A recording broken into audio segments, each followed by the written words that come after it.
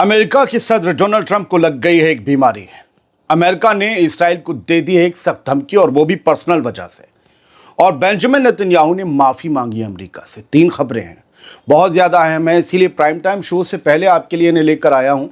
ज़रा ध्यान से आखिर तक सुन लीजिएगा, खासकर आखिर की 2 खबरें। आज़ाद बोल इंडिया आप देख रहे हैं, आपके साथ मैं आदिल खान आज़ाद। पहली खबर ये है कि डोनाल्ड ट्रंप को एक जिस्मानी बीमारी लग गई है। उनके हाथ पैरों में निशान आने के साथ ही सूजन आ गई है, जिसकी तस्वीरें सोशल मीडिया पर वायरल हो रही हैं। उनके खून का दौरान ठीक नहीं है। सबसे पहले हम इसी बात को लेकर आपके सामने खबर रख दे रहे हैं, ताकि कोई गलत अफवाह सुनने से पहले आप ये जान लें कि डोनाल्ड ट्रंप की बीमारी ज़्यादा ख़तरनाक है या नहीं है, या जो बताया जा रहा है उसमें कुछ छुपाया भी जा रहा है क्या। अमेरिका के सदर डोनाल्ड ट्रंप के सूजे हुए टखनों और हाथ की चोट को लेकर सोशल मीडिया पर चल रही चर्चाओं के बीच व्हाइट हाउस ने खुद अब सफाई पेश की है। बाकायदा लेटर जारी हुआ है।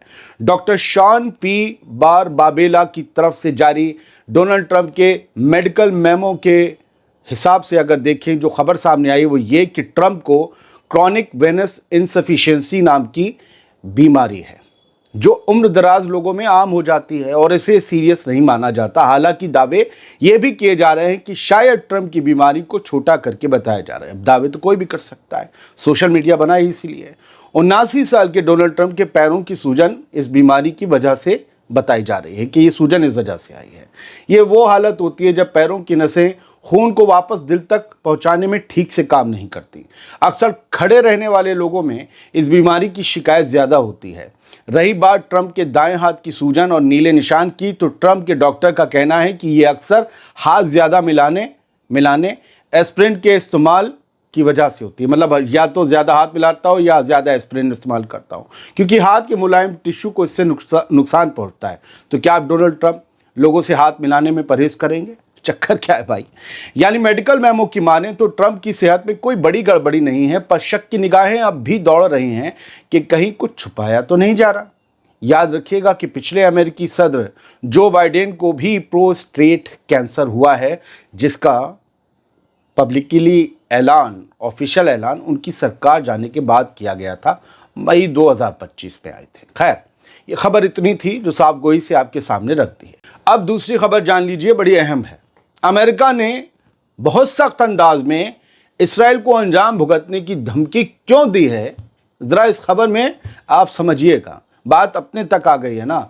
अमेरिका ने इसराइल को सख्त वार्निंग देते हुए कहा है कि ईसाइयों के साथ अपना रवैया बदलो, वरना तुम्हें करारा जवाब मिलेगा। 18 जुलाई को इसराइली मीडिया में शाया हुई खबर के मुताबिक इसराइल में बैठने वाले अमेरिका के एम्बेसडर माइक हगबी ने इसराइल को एक सख्त अल्फाजों से भरे खत में धमकी दी है कि अगर ईसाई मिशन ग्रुप्स को वीज़ा देने में रुकावटें जारी रहीं तो अमेरिका इसराइल के खिलाफ जवाबी कार्रवाई करेगा। इसराइल को बुरा अंजाम भुगतना पड़ेगा, और ये धमकी असली जामा पहन भी सकती है, क्योंकि मामला अब अपने मजहब और अपने मुल्क तक जो आ गया है। क्या है मामला वो समझ लीजिए। माइक हगबी का ये कहना है कि इसराइल की हुकूमत ने बहुत से ईसाई तबलीगी मिशन को वीज़ा देने से इनकार कर दिया है, और यही वजह है कि वो अब ऐलान करने जा रहे हैं कि इसराइल अब ईसाइयों का खैर मकदम नहीं कर रहा। उन्होंने कहा कि अगर ये सिलसिला यूं ही चलता रहा तो हम कह देंगे इसराइल अब ईसाइयों के लिए महफूज जगह नहीं रहा। इस खत की, माइक हगबी की जो खत उन्होंने लिखा हुआ है इसराइल के होम मिनिस्टर को और वार्निंग दी है, उस खत की अहम बातें जान लीजिए। हगबी ने कहा है कि अगर हालात नहीं बदले तो अमेरिका भी इस्राएली शहरियों को वीज़ा देने के मामले में सख्ती करेगा। उन्होंने ये भी लिखा कि अगर ज़रूरत पड़ी तो हम पूरे अमेरिका में ऐलान करेंगे कि ईसाई ग्रुप्स इसराइल का सफ़र ना करें और ना ही इसराइल को खैरात यानी डोनेशन दें। ये भी बात आई है। हगबी ने शिकायत भी की कि ईसाई मिशनों से लंबे सवालनामे भरवाए गए, मगर साल की शुरुआत से अब तक उन्हें वीज़ा नहीं दिया गया। वीज़ा के लिए जो होता है ना कि क्यों जाना चाहते हो, किससे मिलना चाहते हो, अमरीकियों से इसराइल की एम्बेसी पूछती है अमरीका में, लेकिन वीज़ा नहीं दिया। अब जान लीजिए कि क्यों अहम है ये मामला। माइक हगबी न सिर्फ इसराइल के पुराने हिमायती हैं, बल्कि पिछले 50 सालों से ईसाई ज़ायरीन यानी क्रिश्चियन पिलग्रिम्स को लेकर इसराइल भी जाते रहे हैं। इसके अलावा माइक हगबी एक मशहूर ईसाई लीडर हैं और सदर डोनाल्ड ट्रंप के करीबी हैं। इसीलिए उनका इतना नाराज़ होना इसराइली हुकूमत के लिए एक बड़ा झटका है। اب माइक हग्बी के खत के जवाब में आई इसराइली मिनिस्टर की सफाई भी सुन लीजिए, जो चौंक गया ये सब सुन के। इसराइल के मिनिस्टर मोशे अरबेल ने कहा है कि उन्हें हग्बी के अंदाज़े बयां पर हैरत है और इसराइली हुकूमत ईसाइयों के साथ कोई तासुब यानी भेदभाव नहीं कर रही है। लेकिन ये धमकी ऐसी थी कि भाई हैरत होनी थी उन्हें। अब अमेरिका की इस नाराज़गी का नतीजा क्या निकल सकता है वो भी समझ लीजिए। अगर ये मामला यूं ही चलता रहा तो अमेरिका और इसराइल के दरमियान वीज़ा और टूरिज्म पॉलिसी को लेकर टेंशन बढ़ सकती है। ऐसा तो नहीं होगा अमेरिका हमला कर देगा, नहीं, ऐसा नहीं होगा। और ईसाई ज़ायरीन को सबसे ज़्यादा मुश्किलों का सामना करना पड़ सकता है जो अमेरिका से इसराइल आते हैं, क्योंकि इसराइल के कब्ज़े वाले इलाकों में बहुत से, आपको पता है, बैतलहम वगैरह, इसराइल को मिलने वाली खैरात पर भी असर पड़ सकता है। ये भी हो सकता है उल्टा एक रिएक्शन।